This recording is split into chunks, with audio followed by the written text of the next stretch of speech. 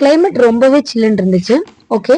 இந்த சில்லுனுங்கிற கிளைமேட்ல ஏதாச்சும் சூடா சாப்பிடணுங்கிற கிரேவிங்ஸ் எல்லாருக்குமே இருக்கும்னு நினைக்கிறேன். சரி நம்ம என்ன பண்றதுன்னு பார்த்தா, வீட்ல இருக்கிற வெறும் பல்லரி வெங்காயம், அதாவது பெரிய வெங்காயத்த வச்சு தான் நம்ம ஈஸியான ஒரு ஆனியன் பக்கோடா பண்ணலாம் அப்படின்னு சொல்லி ட்ரை பண்ணோம். அது அந்த உள்ளுக்குள்ள இருக்கிற அந்த ரவுண்ட் மாதிரி இருக்கிற அந்த இதை கட் பண்ணி எடுத்துட்டு நல்லா பொடி பொடியா அறுத்து எடுத்து வச்சுக்கலாம். நம்ம ஆனியன் பக்கோடா இல்ல பஜ்ஜி மாவு இது எல்லாமே இந்த கிளைமேட்டுக்கு சாப்பிட்டோம்னா ரொம்பவே சூப்பரா இருக்கும். இது நம்ம கட் பண்ணி வச்சிருக்கிற ஆனியனை நல்லா நல்லா உதிரி உதிரியா பண்ணி விட்டுட்டு வெள்ளைப்பூடு 2 வெள்ளைப்பூடு, கருவேப்பிலை, கொத்தமல்லி தழை, அப்புறம் சீரகம், சோம்பு 2ம் சேர்ந்து 1 ஸ்பூன் அளவா எல்லாத்தையுமே நம்ம ரெடி பண்ணி எடுத்து வச்சாச்சு. அதுக்கப்புறம் கட் பண்ணி வச்சிருக்கிற ஆனியன் இது எல்லாத்தையுமே ஒரு பவுல்ல நம்ம சேர்த்துக்கலாம். சேர்த்திட்டு அப்புறம் வெள்ளைப்பூடு தட்டி வச்சிருக்கிற வெள்ளைப்பூடு அதையும் போட்டுட்டு கொத்தமல்லி தழை, கருவேப்பிலை, அப்புறம் சோம்பு, சீரகம் இதெல்லாம் போட்டுட்டு பச்சை மிளகாய் நான் கட் பண்ணி வச்சிருக்கிறத ஆட் பண்ணல. பச்சை மிளகாயும் காரத்துக்கு ஏற்ற மாதிரி நம்ம ஆட் பண்ணிக்கலாம். அதுக்கப்புறம் நான் பஜ்ஜி மாவு வீட்லயே இருந்துச்சு, ரெடிமேடாவே இருந்துச்சு. நான் அதவே சேர்த்துக்கிட்டேன். இல்ல நம்ம பஜ்ஜி மாவு இல்ல அப்படின்னா கடலை மாவு 3 ஸ்பூன், நல்ல பெரிய ஸ்பூன்ல 3 ஸ்பூன், அப்புறம் அரிசி மாவு 1 ஸ்பூன். கடலை மாவு 3 பங்குன்னா அரிசி மாவு 1 பங்கு அந்த ரேசியோவில் நம்ம ஆட் பண்ணிக்கலாம். ஆட் பண்ணி அந்த வெங்காயத்துல இருக்கிற ஈரத்தோடவே நம்ம நல்லா பிணைஞ்சு விட்டுக்கலாம். அது கூட உப்பு லைட்டா ஆட் பண்ணிக்கலாம். ஏன்னா ரெடிமேட் பஜ்ஜி மாவுங்கிறதுனால அதுல கொஞ்சம் சால்ட் இருக்கும்.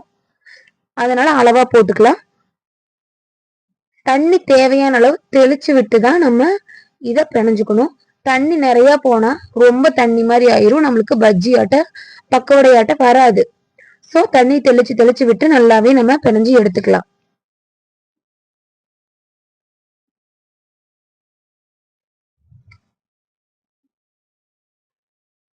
ரொம்ப தண்ணி ஊத்திட்டாலும் நல்லாவே இருக்காது, பக்கோடா மாதிரி வராது. லைட்டா தண்ணி ஊத்தி அந்த பக்குவத்துல இதை இந்த மாதிரி ஒரு கன்சிஸ்டன்சில நம்ம பிணைஞ்சு எடுத்துக்கலாம்.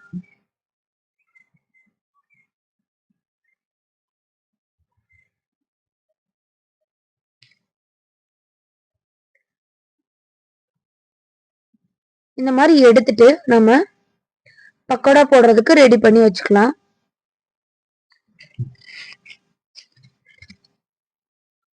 கடாயில நல்லா ஆயில் விட்டு நல்லா ஹீட் ஆகிற மட்டும் நம்ம வெயிட் பண்ணிக்கலாம். அளவா தான் நான் ஆயில் போட்டிருக்கேன், கொஞ்சம் கொஞ்சமா தான் பொரிச்சு எடுக்க போறேன். ஏன்னா நான் மறுபடியும் அந்த ஆயில் யூஸ் பண்ண மாட்டேன், அதனால அளவா ஆயில் போட்டு கொஞ்சம் கொஞ்சமா எடுத்துக்கலாம் அப்படின்னு சொல்லிட்டு அளவா தான் போட்டிருக்கேன். அதுல நம்ம இந்த மாதிரி கிள்ளி கிள்ளி போடுற மாதிரி போட்டோம்னா தான் நம்மளுக்கு பக்கோடா மாதிரி உதிரியா கிடைக்கும். ரவுண்ட் ரவுண்டா நல்லா உருண்டை பால் மாதிரி செஞ்சு நம்ம போடுறோம் அப்படின்னா உள்ளுக்குள்ள இருக்கிற அந்த மாவுலாம் வேகாம நல்லா இருக்காது.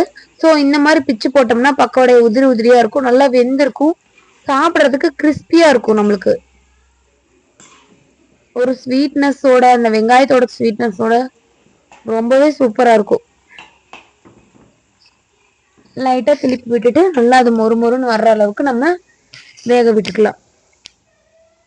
அப்புறம் ஒரு பவுல்ல டிஷ்யூ பேப்பர் போட்டு ஆயில் ஸ்டே ஆகிறதுக்கு நம்ம பொரிச்சு வச்சிருக்கிறது எல்லாம் அதுலயே நம்ம போட்டுக்கலாம். அதுக்கப்புறம் மறுபடியும் எவ்வளவு பிணைஞ்சு வச்சிருக்கிறோமோ அது எல்லாத்தையும் கொஞ்சம் கொஞ்சமா போட்டு போட்டு நம்ம பொரிச்சு எடுத்துக்கலாம். ஈவினிங் ஸ்நாக்ஸா செஞ்சு கொடுக்கலாம், இல்ல ஸ்நாக்ஸ் பாக்ஸ்க்கும் குழந்தைங்களுக்கும் செஞ்சு கொடுக்கலாம். ரொம்ப நவுத்தெல்லாம் போகாது ஸ்நாக்ஸ் பாக்ஸ்க்கு போட்டு கொடுத்தா. ஒரு 4 o'clock 3 o'clock பண்ணி வச்சிட்டோம் அப்படின்னா கரெக்டா பாப்பா வந்தோன்னு சாப்பிட்றதுக்கு ரொம்ப நல்லா இருக்கும். அப்புறம் அந்த ஆயில்லையே நம்ம கருவேப்பிலை போட்டு அதையும் நல்லா பொரிச்சு எடுத்துக்கலாம். எடுத்து அதையும் நம்ம இந்த பொரிச்சு வச்சிருக்கிற இந்த பக்கோடா மேலேயே போட்டு கொடுக்கலாம். பார்க்கறதுக்கே ரொம்பவே டேஸ்டா இருக்கு.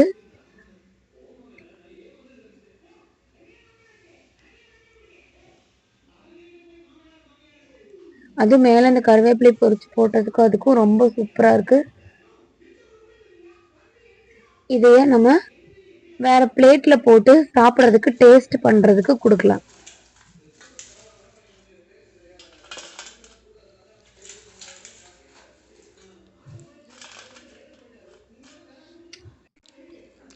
ஓகே, அவ்வளோ அழகா வந்திருக்குது.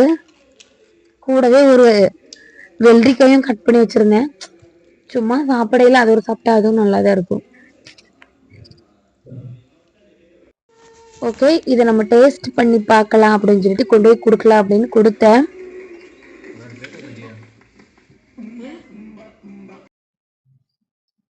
பார்க்கறதுக்கான சூப்பரா இருக்கு. டேஸ்ட் எப்படி இருக்குன்னு தெரியலையாம கொடுத்தேன். பட் ஃபீட்பேக் ரொம்பவே நல்லா தான் வந்துருந்துச்சு. நல்லா இருக்குன்னு சொன்னாங்க. இதே மாதிரி நீங்களும் ட்ரை பண்ணி பாருங்க. தேங்க்யூ.